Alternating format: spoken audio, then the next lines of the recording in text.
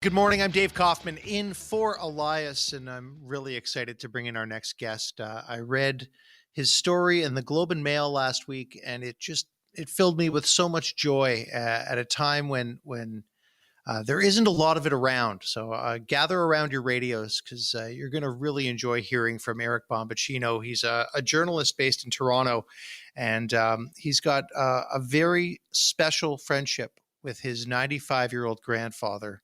And Eric, thank you so much for joining us this morning. I hope your grandfather's doing well, and I hope you guys are having a happy holidays. We are, actually. I just landed at his place yesterday. I came in, and he had a 3-pound salmon waiting for me to have for lunch. Amazing. Now, he is, you call him your nono, right? My no-no, yes. Okay, so tell me a little bit about your relationship with your nono. Well, I've probably been his best friend for about a decade now. And, I mean, there's probably 47,000 words I can think of to describe him. He's hilarious. He's kind. He annoys me on purpose. I'm a firm believer in the fact that if you truly love someone, you need to annoy them. You are duty-bound. But if there's one word that I think best describes it, is home. When I come away from my house in Toronto to here in Niagara Falls, and I'm here for about an hour, I feel like I'm home. I'm a little more calm. I'm more out of my head. I'm a very super neurotic person, and Nono sort of takes me out of my head and makes me a little more present. I guess he's sort of like doing yoga.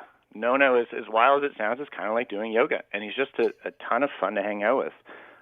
He is my favorite person. Most, I would say, not as a hard and fast rule, but most grandchildren aren't that close, or at least not close enough to their grandparents to go and move in with them during COVID, right? Mm-hmm. Well, for me, it was a lot of luck that we became best friends. So it was about a decade ago that he had heart surgery in Toronto. He almost died on the operating room table. The surgeon actually came out and said they couldn't stitch his heart up because the tissue was too soft and it was ripping like overcooked rigatoni, or I'm not sure if that's exactly what he said. And I visited him every day in the hospital, and up until then, I never hung out with him one-on-one. It had always been a group setting, Grandpa in a group setting. And we hung out, we watched The Godfathers. 10 minutes into every Godfather, he would speak in Italian to me. I don't speak any Italian. I speak very good fake Italian.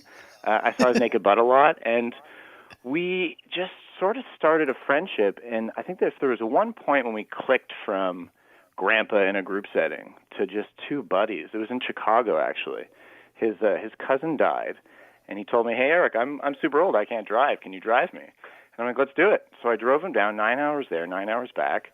We were in the Super 8 motel drinking wine out of styrofoam cups, and he started telling me about his life story. He was in a German POW camp, and he was telling me about the moment they escaped, and he's thinking, how am I going to get back to Italy on foot?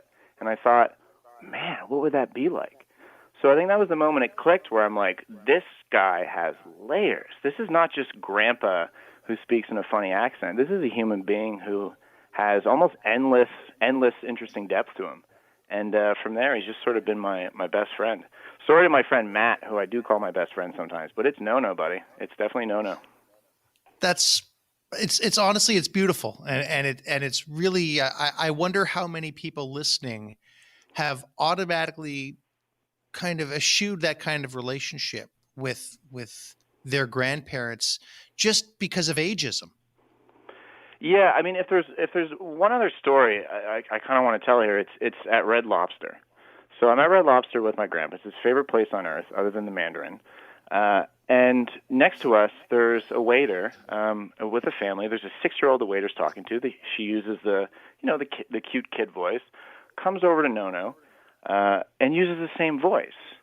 And I mean, it's kind. It comes from a kind place. But I find when you infantilize the elderly, what you do is that kindness is a block to seeing the depth. I mean, it's 95 years this man has been alive. He's survived a POW camp. At this moment in his life, his wife died a year ago. They were married for 68 years. He lost a part of himself. Yet he holds that grief, but he's able to also feel joy.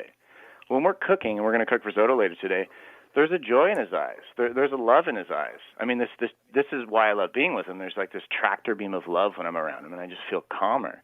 But to be able to hold those two things in your heart at the same time is super wise. So I think our best intentions, this kindness we have towards the elderly, we're failing to see like all of it, and we're just missing out. I mean, it's a bummer for them because they're alone often, but it's a bigger bummer for us. We are really truly missing out on sort of all that good stuff. I I think feel like this, I'm the happiest person when I'm here hanging out with them. hearing all of the horror stories during this pandemic of how seniors have really borne the brunt of it and been so mistreated in all these homes. Reading your story in the Globe and Mail last week was it felt like a pardon the pun, but a shot in the arm to what we need to be doing, and perhaps will lead to a new way for Canadians and people around the world to show a certain side of humanity and openness, and instead of closing doors on our grandparents, perhaps opening them up. Eric Bombicino, I encourage everybody to go and find this article. And I'll tweet it out again later. But Erica, you made my day when I read that story. I know I'm not alone. It got a lot of traction online, and I'm so happy for you and your Nano. And, I hope you guys have a very Merry Christmas. You too. Thanks for having me on. I appreciate it. Thanks, Eric. That's Eric Bombicino, spending another his Christmas week with his best friend, his 95-year-old Nano.